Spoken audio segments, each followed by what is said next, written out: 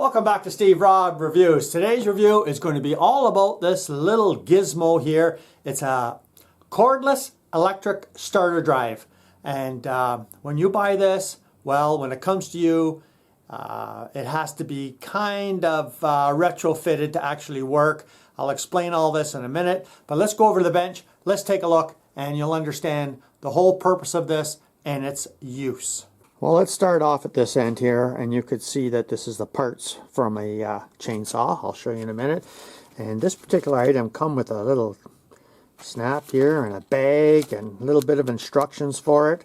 And, well, it's not really meant to be used as is when you buy it and actually use it, because it has to need a modification, and I'm going to do that today. So I've got some stuff set up here. I got my torch, my soldering, I got some 14-2 gauge wire, and I just used a pair of snips. And what I've been doing in the past is something like this, where if you've got a small engine, take for instance this chainsaw, well, if you're trying to diagnose a problem, and it's very difficult sometimes to like pull the pull cord, and you know, after a while, well, guess what? Your arms get sore, your hands get sore, and if you're not very good at diagnosing engines and fixing them real fast, well, you'll run out of arm power before you actually figure it all out. But what I would do in the past is something like this, and you know, use this on the end of my drill to turn it. And that's not to start it, just to turn it, and I'll explain why. And so here's the cover for the chainsaw. And what some people do, especially if you have really bad arthritis in your hands, or you know, if you find the chainsaw is very hard to start, they'll buy one of these cases online, like a real cheap case, and they'll take the inside here out. They'll just drill a hole through here that matches the corresponding spot where the nut is shown, and they'll just start their chainsaw up using their drill, no problem. Where you're going to run into the problem is, well, I'm going to explain to you where this comes in. So let's take a real good close look at this and how you're going to have to retrofit it. Okay, so let's just take a look at this unit itself. And as you can see, you put your drill on this end, and it only turns in one direction. There's a mechanism in here using ball bearings that, well, it stops it from going in the opposite direction. So I just put this tape on here temporarily, but as you can see, like, there's a lot of resistance here. I can't move that in the, you know, in the right hand direction, and that's the way it's supposed to be. But going counterclockwise, as you can see here, well, yeah, it'll go counterclockwise, no problem, but it will, that's where you get the tension. So that's when you're starting an engine or diagnosing it, using the flywheel nut to turn the engine over. And I'll demonstrate that for you in a minute here. But if we just take a look at this end here. Now, this end was manufactured for some string trimmers where it was an option already installed on the end of the starter drive. There's a hole through there already through the manufacturer, and I believe one of them was Troy built, another one was Craftsman, where you could just put this in the end, hook up your drill, and start your trimmer. Well, this particular end here, well, this is a 1/4 inch to 3/8 drive. So if I put the 1/4 inch in here on the end, you can see like it just turns and it's sloppy, right? Well, we're going to fix that. But here is a 1/4 inch that you'd use on your impact driver or whatever, and you can see it doesn't even fit in here. So it's not a 1/4 inch, it's much smaller. So you need one of these adapters, and this is just like your regular 1/4 inch drive to a 3/8, and that's what I'm using.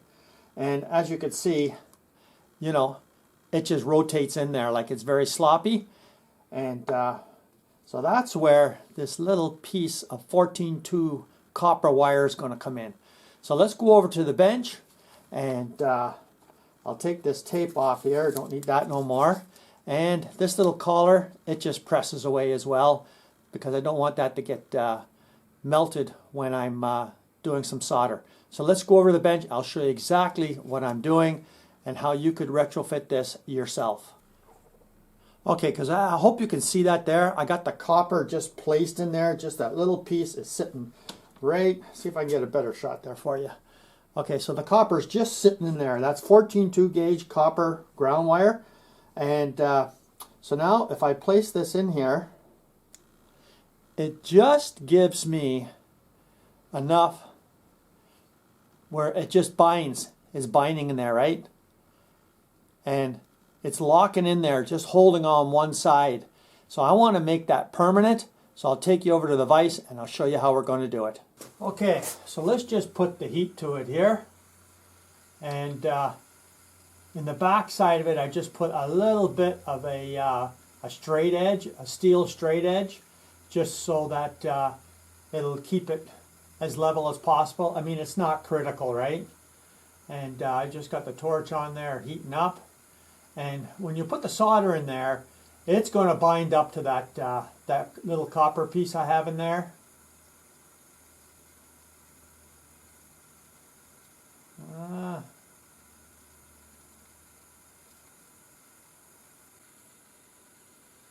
You know, this should be flowing a lot better, and I reduced the size of my my solder because I thought the big one is not going to be as good.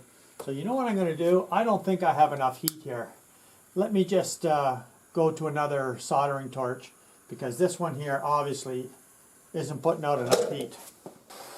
Okay, so now we got a much better torch.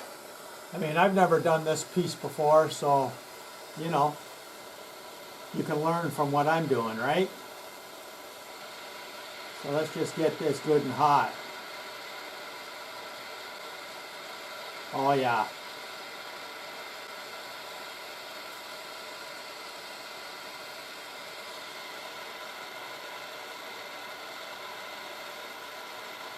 It's getting hot now.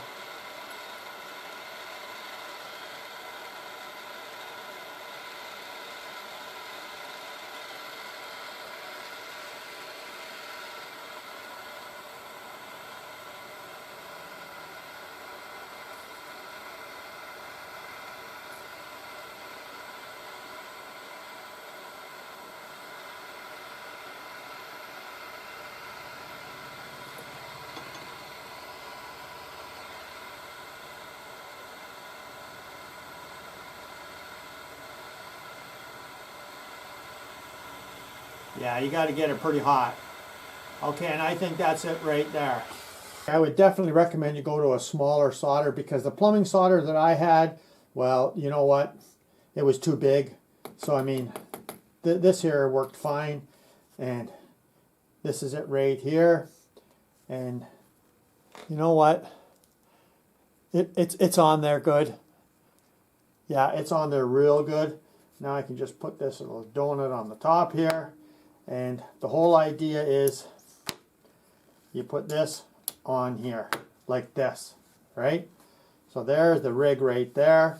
And I just want to explain a couple of things. Let's just take a look and see the price I paid for this. So here's the price that I paid for it on one of these big Prime deals. So $12, right? So I mean, that's not a bad deal at all, right? And I just want to show you the advertisement for this and show you the purposes of it. Because as you can see right here, there's the tool there, and it shows as it is. You could see the drill operating the end of the trimmer, how it would just start up your trimmer so you didn't have to use a pull cord. And, you know, that was the whole idea of me actually retrofitting this so it'll work for other machines as well, whether it's your trimmer, chainsaw, no matter what the small engine is, right? Like, I mean, you don't want to try and start like a huge engine. Like, I mean, a small little lawnmower or something is fine as well. But I want to show you this last picture here, and this is a ratcheting socket adapter. Now you would put one of these, you can get them in 1/2 inch or 3/8. I would, you know, 3/8 is fine. And you would stick this on the end of a breaker bar, so it's ratcheting. But, you know, it's probably twice the price, I would say. And when I looked at this one here, it was $20 compared to, you know, the small little one, you know, for $12. So, I mean, it just depends what you need, but you could actually use this. I mean, it'd be fine.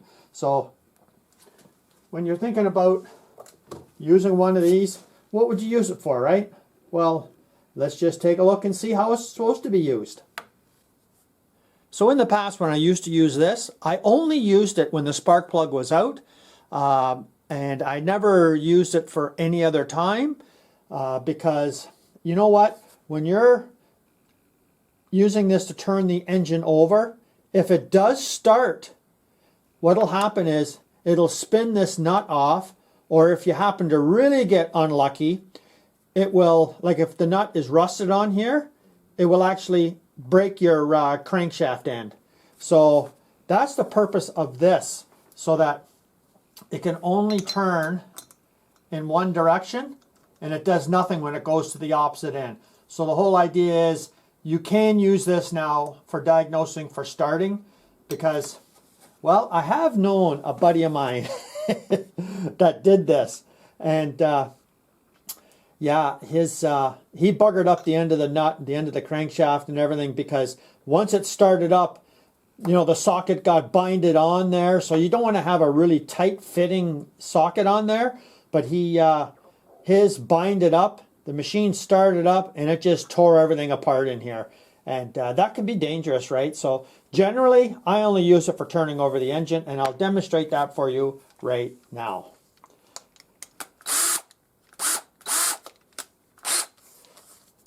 So you're going to need, you know, a fairly decent drill, right? And what I like about this is if you were to pick the wrong direction and go in reverse, well, the tool's not going to actually do anything now, would it? So, I mean, you have to go in the forward direction. And you can see it turning there. And if you got a spark tester on like I do, you can actually see that it turns the engine over. And if it were to start, well, it would do nothing, because the machine could only go in one direction, and going backwards, well, this freewheels, right?